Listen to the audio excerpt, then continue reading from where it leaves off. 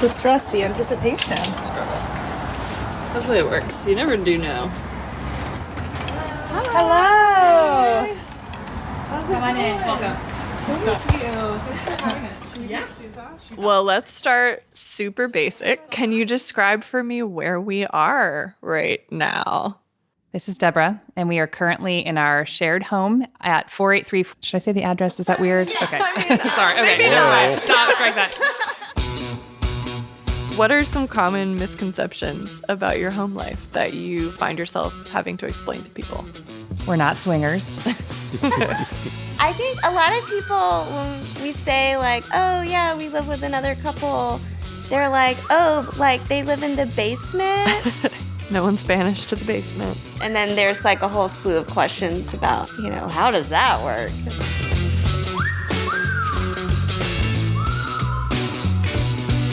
Hi, I'm Julie Beck, a senior editor at The Atlantic. And I'm Rebecca Rashid, producer of the How To series. This is How to Talk to People.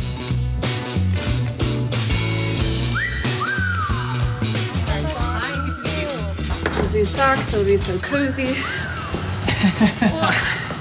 It's so nice to meet you. I know. So Julie and Becca. Yes. Becca. Deborah Tepley, Luke Jackson, and Bethany and TJ Fleming kindly invited us into their home on a Monday afternoon. I don't know if you've talked to Asa yet. No. I have not talked to you yet. So Deborah. Nice to meet you. And this is my husband Luke, who is making prep. Like the most opportune time. Anyway. Do you want me to I can grab your coats too? I first reported on their shared living setup back in 2019 in an article called The Case for Buying a House with Friends. But this was the first time we'd met in person. I'll just leave these mic stands right here. Yeah. When Julie and I walked into their house, I felt a sort of ease and playfulness in their shared living setup. Their decor was simple and airy, with cream walls and dark accents and 2 light gray couches where we recorded for the next few hours. It was really cozy and honestly amazingly clean considering 2 young kids lived there. One named Mary Haley and the other named Pax. Julie complimented us on how clean our room was. How clean? Did you go into our room? Did you ever give me a tour? Sweep. But as down-to-earth as they are, their home life is actually kind of quietly radical. That's really Deborah's room. If you'd like to see It's all well and good to live with friends when you're young, but the concept of settling down can be a strong motivator in adulthood. And single-family homes are called that name for a reason, because the expectation is a single family will live in them, as limiting as that may be. So this all started a few years ago at a New Year's brunch. The 4 friends who had met at church, they were enjoying some champagne, having some laughs, and then kind of out of nowhere, Luke proposed that they should all buy a house together. And all 4 of them were down. They were excited to try a more communal way of living. We are currently in our shared home, which is in Petworth in the northwest quadrant of Washington, D.C. And this is Luke. We are in our living room, which is great. And this is TJ, and I would just add that it's a bright, sunny day outside, and we can see many of the plants we've planted. I don't have anything to add. Okay, great. So after many logistical conversations and plenty of financial spreadsheets, they now have a group mortgage and split the costs of their home 50-50 between the 2 couples. While visiting with these families, I found myself wondering whether how we define what makes a house a home may be what limits us. I feel like our culture can pressure adults to orient family life exclusively around a romantic partner and children, but it's not always immediately clear to me how to build community in a different way and what that looks like.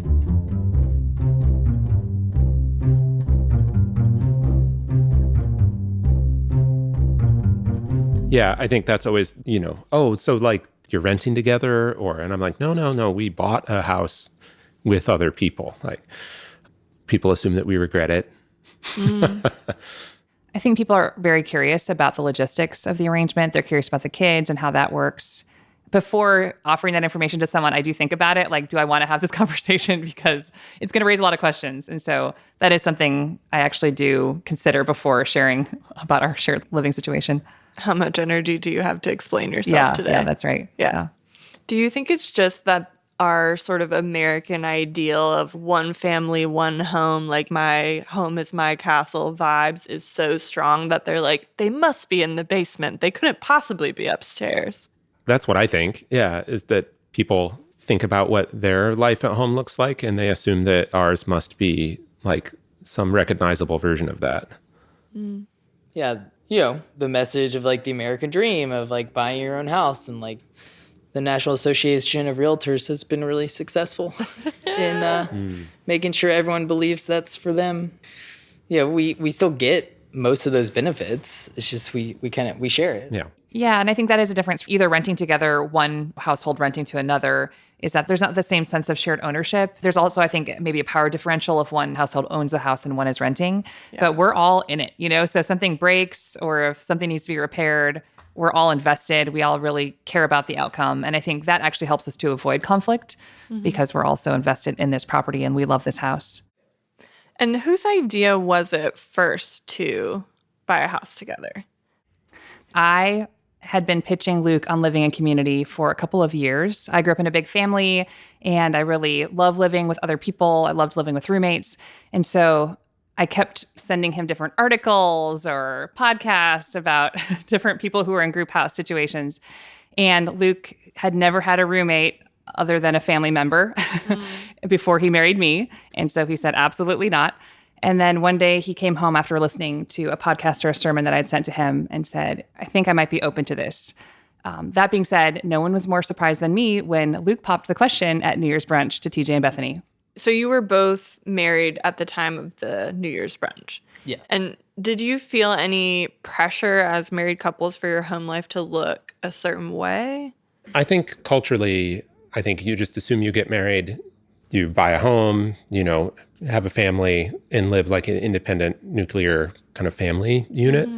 And so I think like that had always been my assumption of like what our married life would look like.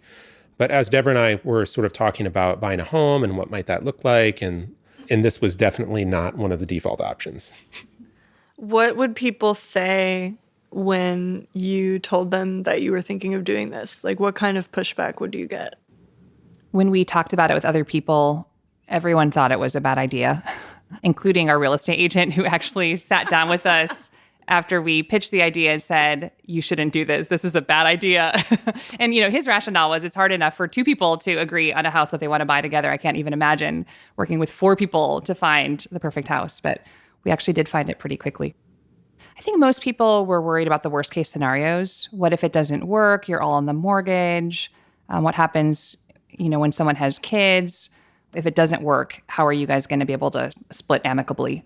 I got a lot of questions about what does discipline look like? And like, do they even like kids? What if they don't like your kids? Those are things that I was like nervous about, but I feel like, it's Luke and Deborah. They're going to love our kids. And if I am going to like parent for the first time in front of anyone, like I would want it to be Luke and Deborah, What was it that you wanted from your home life that wouldn't be met by the traditional single-family home arrangement? And what did you hope that this would provide instead?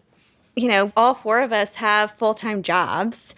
And so when you're living in community, like we split groceries, we divide up like who's cooking and when. And, there's a lot of talk out there about the domestic labor falls to one partner in a relationship. And so we divide that among four people. And neither of us on our own would have purchased this house, like financially speaking. Like we got to buy a larger property in a neighborhood that we were more excited about living in. So, yeah, I think I maybe approach this the least practically of any of us. So I, after being married to Deborah for, 3 or 4 years when we started this process, I had kind of become aware of how like living even just with a spouse is challenging, but encouraged me to grow, to be gentler, to be kinder, to be less self-centered. And so I was sort of thinking like, wow, if just like living with just Deborah has done that, imagine like adding more people to the mix.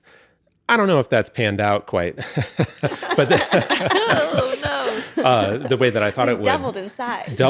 Tripled in size. But Luke, you've become gentler and softer. thank you. You're welcome. That's reassuring to hear. So I actually think it makes us better people and encourages us to grow less self-centered, to live in community like this.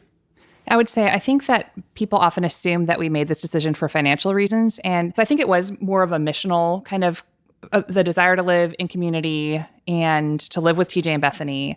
And I thought I would be a bigger person. Like you imagine I'll be like really altruistic. And I think a lot of times I'm not. And I really have appreciated their grace and forgiveness towards me when I'm not a big person or when I'm actually like my behavior is very poor. And so there's a lot of opportunities for grace and forgiveness. And I've been the recipient of that time and time again. Yeah, I also just think it's a lot of fun. I really feel like we're not communicating how much fun we have together. Someone's always around to like talk to or hang out with.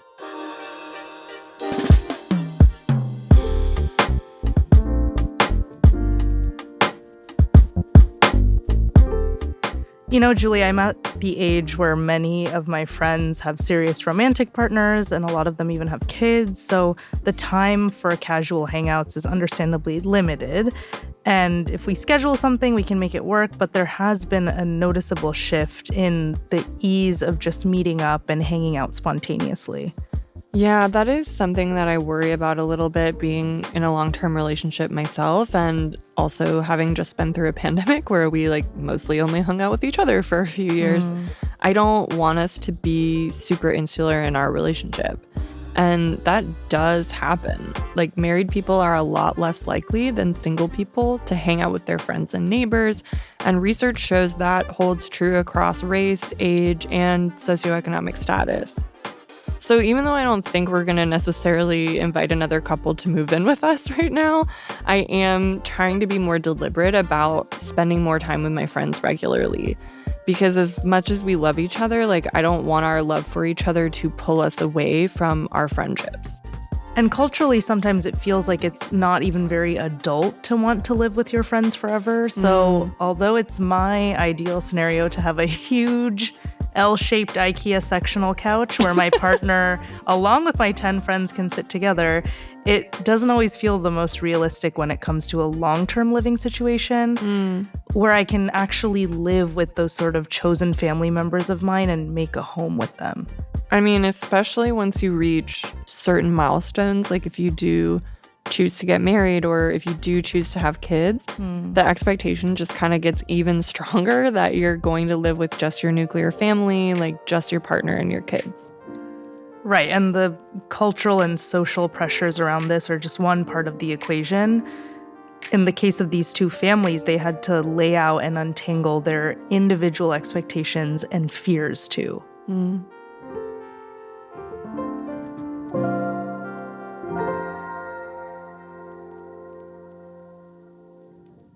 So going into this, that's what you were hoping for from it. What were you afraid of? Oh, that's a good question. We wrote all those things down. This was a suggestion from our realtor.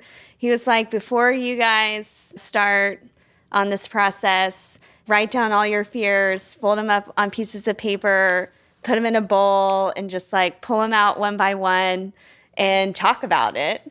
And so that's what we did. What else do y'all remember about the bowl conversation? Well, we all cried. I remember that as we were reading these responses. One of my responses was they would regret having bought a house with us like a year in or 2 years in. And I just thought about how bad that would feel. I mean, I think like fundamentally it was about rejection, right? Like, wow, they're going to live with me and they're going to figure out what I'm really like. And they're going to be like, wow, wish we had done a hard pass like 6 months ago kind of thing. Similar to any relationship where something's going to change, you, I think, worry about, like, will I lose this friend, you know, or will things not be as fun, or will they be way different? And, you know, that was, I guess, one of my fears. We talked a lot about, like, what happens if somebody really goes off the rails. Several of us have had mental illness in the family and had family members, like, suddenly, you know, go through a mental health crisis and change. God forbid, what if one of us gets divorced? Or what if, I remember the mental health one being one that we all cried about. Yeah.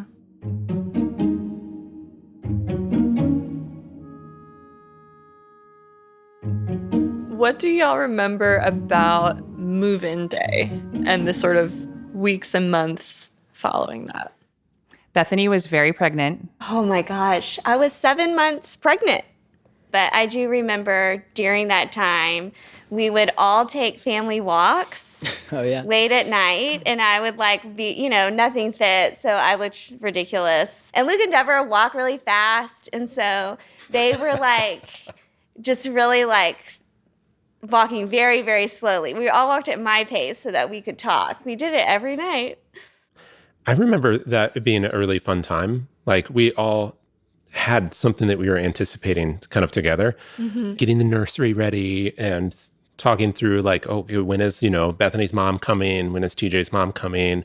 When they go to the hospital, like, what are we going to do? Just being a really like fun period when we all were kind of looking forward to Mary Haley's arrival and like waiting with bated breath. How did you both decide the role that you wanted Luke and Deborah to play in your children's lives? Oh, what a really sweet question. I mean, Luke and Deborah are the godparents to our children. That felt like a really obvious one. We want our children to experience like Luke and Deborah and the kindness and the love that they bring to our family. I mean, we're a family. Yeah, it's interesting living with kids because they have never known a day apart from us. And so it's just normal that they live with Uncle Luke and Deborah. And, Mary Haley at first called us, I was Dada and Luke was douche. Not sure how I ended up with that one. That's tough. But we always joked, that Mary Haley had a daddy and a Dada. But yeah, I mean, it's just like we're just part of their normal life, and they've never asked, like, why do you live here? What were the discussions about parenting in this shared environment like? I mean, I think we're all just like on the same page that Bethany and I were gonna kind of parent our children how like we thought was right, and Deborah loves like a very neat space, so we have like a place in the corner. I also like a neat space. Bethany loves a very neat space, and I think it's really hard to do this if you don't have some kind of shared value system with another couple, or I think you need at least some kind of shared faith system or shared non-faith system to do that. I mean, I think it's helpful for people to know, like, hey, this is a strategy we're using when this happens. We, decided early on, TJ and I will discipline our kids, and, Luke and Deborah, are their aunt and uncle, they, uphold the rules. They don't encourage the kids to break the rules, right? But TJ and I, provide the, discipline or consequences. I think that has also helped, just, that boundary. I wanted to ask also Luke and Deborah, how did you feel about committing not to live just with another couple, but with someone else's kids? I think a lot of us who play the sort of aunt or uncle role to our friends' kids, at least myself, I know, I dip in and I dip out. I show up, I show them a movie, I pump them full of sugar, and I send them on their way to their parents. But you signed on to be there for all of it, all the time. TJ and Bethany were upfront that they were planning on having kids, from our very first conversation about this. So we always knew going in, that this was what we were signing up for. But it is humbling that, we actually do still have the option of dipping out. Maybe not quite to the same degree. You can still hear the screaming from the bedroom, but we can actually, step away and have some privacy or let TJ and Bethany deal with whatever is happening. I think we thought it would be a great adventure. And on the one hand, we did know what we were getting ourselves into. We'd been around kids enough. But I don't think we had an idealized or romanticized view of what it would be like to live with kids. We were not planning to have kids. We knew that. But I think we felt like this would be a good way to participate in the life of kids. Yeah. And our kids love them. Yes. We love their kids. We are crazy about them. They're very sweet. Yeah. I think that has been one of the great joys of living together is getting to parent with a community that I think we wouldn't have otherwise. Yeah. I think a lot of people feel isolated in their house with their kids. Yeah. And on the one hand, it is hard parenting in front of an audience, and on the other, I'm so glad that we're like doing it together. And so that has made a big difference. We have a 2-to-1 adult to child ratio in the house. And I think a lot of people would hear that and be pretty envious because it provide more adults to, not just in terms of safety and keeping an eye on things, but just kids are attention sponges, right? And and it's nice to have more people in the house who can help, kind of nurture them. And it's also really fun to hear the kids starting to use, crazy words that I use or that Deborah uses. And it's a privilege to get to be playing a role in like raising children without actually having had them.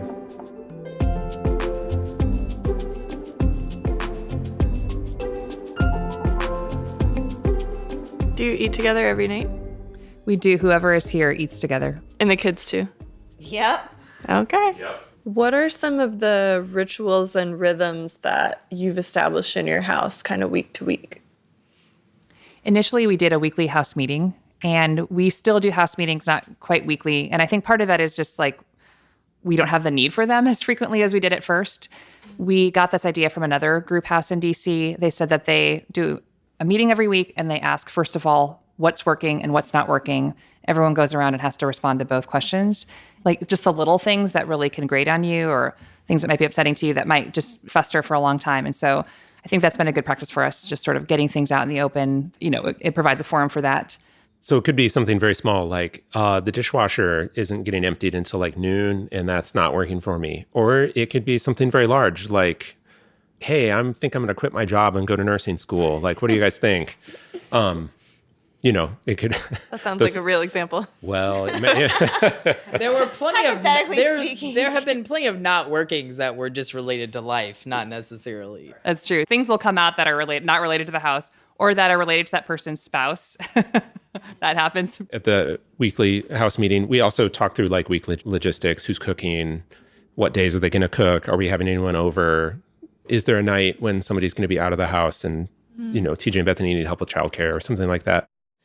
What are some conflict management strategies in your house? Do you have specific ways that you go about it?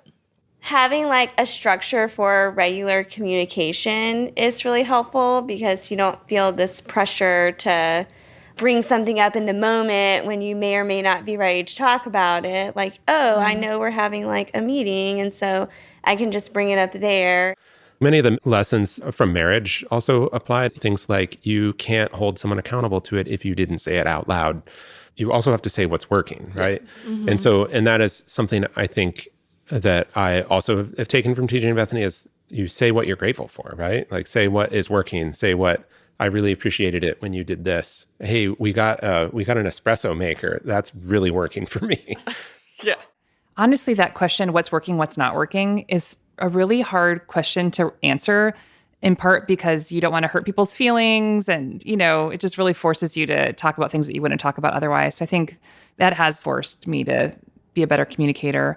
I have learned a lot from watching TJ and Bethany's marriage and just the way that they communicate. And so I think that's an added benefit of living with people is that you see their life so close up and personal, and you see the way that they resolve conflict and the way that they parent their kids and all of those things. And so I feel like I've learned a lot, and I think I'm a better communicator because I've lived with TJ and Bethany. Yeah, I would second that. Living in community challenges you to just be emotionally intelligent, right? Is this like a me problem, or is this actually somebody said something that was hurtful, or they were just like not thinking about it, but how am I feeling and why? And is it something that I need other people to help me deal with, or is it something that I can, process on my own? Yeah, and I think it also, living in community forces you to work out your own kind of marriage in community. Mm-hmm. And there's this infamous night where we all sat down to dinner. We sat down and I said, you know what, Luke and I are fighting and we need some time. And so we're going to go work this out. We'll be back in 15 minutes. And Bethany said, TJ and I are fighting too. And I think that TJ and Luke were both like, we're fighting. Oh no. Well, that was the problem. We both split up into separate areas of the house, and we came back after 15 minutes and like finished dinner together. But I have no recollection of that. That's hilarious.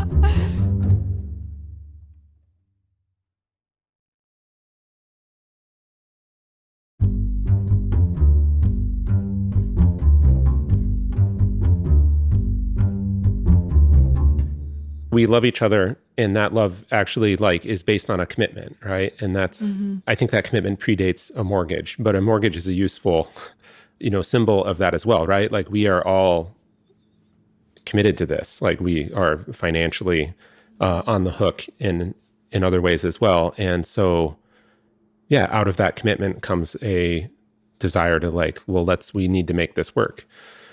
We want to make this work. And so how do we do that in a way that's like best for everybody? I think what's kind of remarkable to me about the commitment is that friendship culture in the US and maybe elsewhere today is very anti-commitment, I think. And not always in a bad way necessarily, but I think friendship is defined in some ways by its voluntary nature. You don't have those formal commitments that you have in marriage, that you have in nuclear family. And so there can become this sort of sense of, I love you and you're my friend, but the highest truth is everybody needs to do what's best for themselves. And I think it is rarer that you would put an obligation onto your friend or accept an obligation from your friend. Yeah, definitely. I think I'm setting healthy boundaries. Like I need to do some self-care, like that kind of language. I think we have a kind of shared moral framework that's based on our faith. And at least to my reading, like at the heart of Christianity is like actually other-centered love, that I'm choosing what's best for you, not for me. And so I think that informs our shared living and our commitment to one another as well. And there are benefits for me, but like I want to love and I want to serve you and your kids and Deborah. And I think that really is like our starting place as a house. Yeah, again, there has to be a shared vision outside of yourself, or else why else would you be doing it? There's many days or weeks where you don't want it. You want to be somewhere else. This happens to me all the time just because of my personality. Like, I want to go move to Florida because it's cold. It's like, I can't tell you how many times I say that in the winter. But without that shared vision of something bigger outside of you, it's not going to last more than a year or two. Because, like, there's going to be something else, you're going to find a reason to escape. I think it's really easy to make community like a theoretical concept. What I've learned about community through living with others, including Luke and Deborah, is that community is like a real, like, granular thing in real life, right? Like, it's the people you're with on a daily basis, how you interact with them, it's how intentional you are with them, and it doesn't actually come naturally. Building real community is like not an ideology, it's a practice. And that goes for our house, but that also goes with my other friendships. Like, I want to have lifelong friendships outside of this house. And I have to spend time with those people or else we're not actually close. Can you all still imagine any scenarios where one of you would want to move out or two of you would want to move out? I guess if somebody got a job, once in a lifetime opportunity somewhere else, something that we have talked about is that as the kids get older, they are sharing a room right now. At some point, they'll need to not share a room together. And so would we buy a different house? Would we maybe need to go our separate ways? Like what? Initially, when we decided to do this together, we signed a 3-year contract. And now we're past that 3-year mark, and we have a retreat every year in May where we talk about the future and sort of what the next year looks like and what our timeline is. And so I think we just have this opportunity to revisit that every year. There's kind of a running clock on a couple of our careers. And so, we've talked about that openly. It's not like a elephant in the room or something. And how do you think you guys would approach it if somebody did want to move out? So this was one of the things that we made sure that we really ironed out before we actually bought the house together. We would have the house, independently appraised. If there's one couple that wants to stay in the house, they would have an opportunity to actually buy the other couple out. If that's not possible or they didn't, the other couple didn't want to, then we would either sell the house and just split I think right now our equity would just be 50-50. Well, we could also, rent the house out and split the proceeds from the rent as well. So one of those options.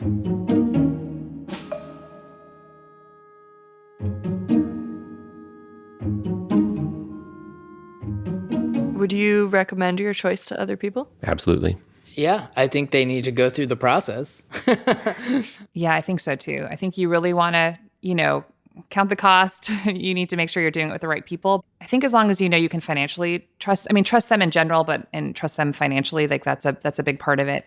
I think you really have to think about like, okay, can we, just sort of like the picking things up and the dishes and all of that, that's really a big part of living with people. Yeah, 90% of what goes on, right, is very day-to-day and very mundane. The big questions only come up like so often.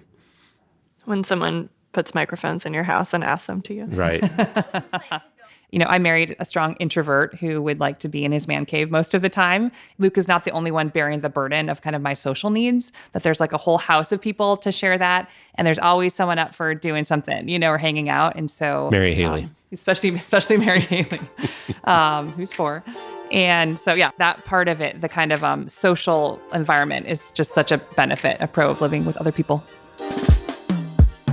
Becca, I agree with Deborah. Like, I do think you need different people to fill different roles in your life. And Joe, my partner, has actually expressed to me that he is grateful for my work friends like you, because when I try to tell him stories from work, sometimes like he doesn't know all of the characters. He doesn't really understand like the media industry. And so he said, I'm really glad that you have these people to talk about this with. It reminds me of a concept called the all or nothing marriage, which comes from the psychologist Eli Finkel.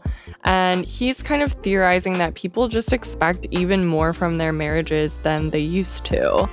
Like way back when, it was basically a financial arrangement, right? And then we wanted love on top of that. And now we even want like self-actualization on top of that, and to become our best selves through this relationship. And it could be very isolating if that one person is your sort of be all end all. Yeah, I grew up in a multi-generational house as a kid, and my aunt and uncle would come over every weekend, and there were lots of people meeting my emotional needs as a kid, not just my parents. So whenever I saw just 2 parents and a kid at a dinner table at my friends' houses, I was always interested in the sort of stark difference with my family. That was sort of a chaotic buffet-style mess of a dinner every weekend. It sounds fun. It was. But I realized it's just a totally different setup when one person or just 2 people are expected to fill in the gaps of what an extended family or an extended network of people can do. It is interesting to me that in mainstream American culture, the romantic partner is expected to be your everything. Yeah, like help raise your kids and hear all of your work stories that they don't understand, and help you around the house. And they're your go-to person for every concert and movie and anything that you do. It's just a lot for one relationship to hold. It's a lot of weight to ask for from anybody. And actually, it's been shown that relying on a variety of people to meet different emotional needs can be better for people's well-being.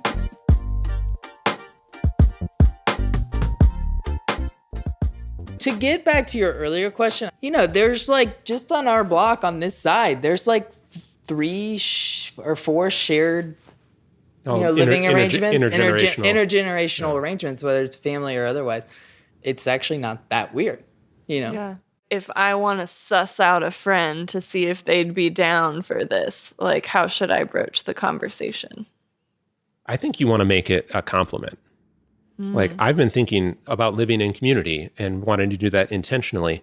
And when I thought about that, you were someone that I thought, wow, you would be a great person to live in community with. I mean, I think I would suggest to people, like, you got to talk to your spouse first. This is what I'm thinking. What do you think about that? How do you think that would impact our relationship? What would be great about it? Not just what are you afraid of? What have you all learned about each other along the way? When you live together, you learn who is coming down the stairs before you see them. You learn kind of their footfall. You learn that TJ lets out a large sigh every morning as he comes down the stairs first thing. So you have that level of intimacy with people. I'll take the more depressing approach. Don't worry. Right on cue. Are you sure? Yeah. Everybody in the house is shocked. Even when you change your living situation, you're still the same person, right?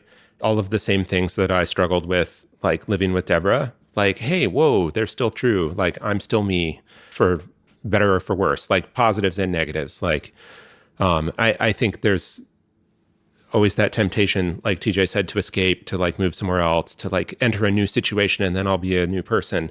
Like, no, you're going to enter a new situation and you're going to be the same you that you always have been. And so is that the right situation to move into or not? Yeah, I think I've just learned that Luke and Deborah are better people than I even thought.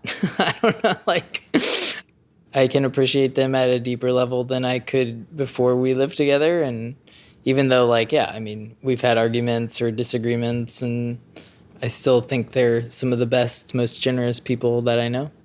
It, like, amplifies the good. I like the idea of, like, we got to, like, choose our family.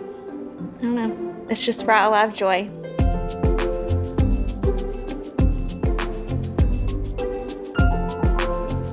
And Julie, there are signs that other models of living, other than single-family homes, are also becoming normalized in our culture.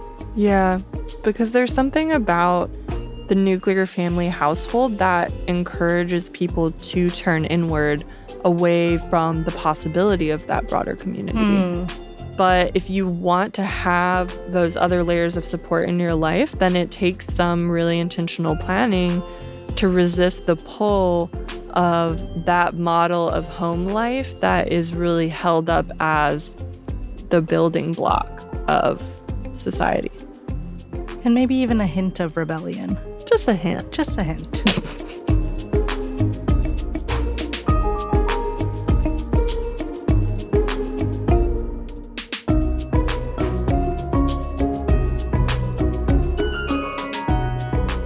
That's all for this episode of How to Talk to People. This episode was produced by me, Rebecca Rashid, and hosted by Julie Beck. Editing by Jocelyn Frank. Fact check by Ena Alvarado. Engineering by Rob Smerciak. Special thanks to Ena Valdez. The executive producer of audio is Claudine Ebeid. The managing editor of audio is Andrea Valdez.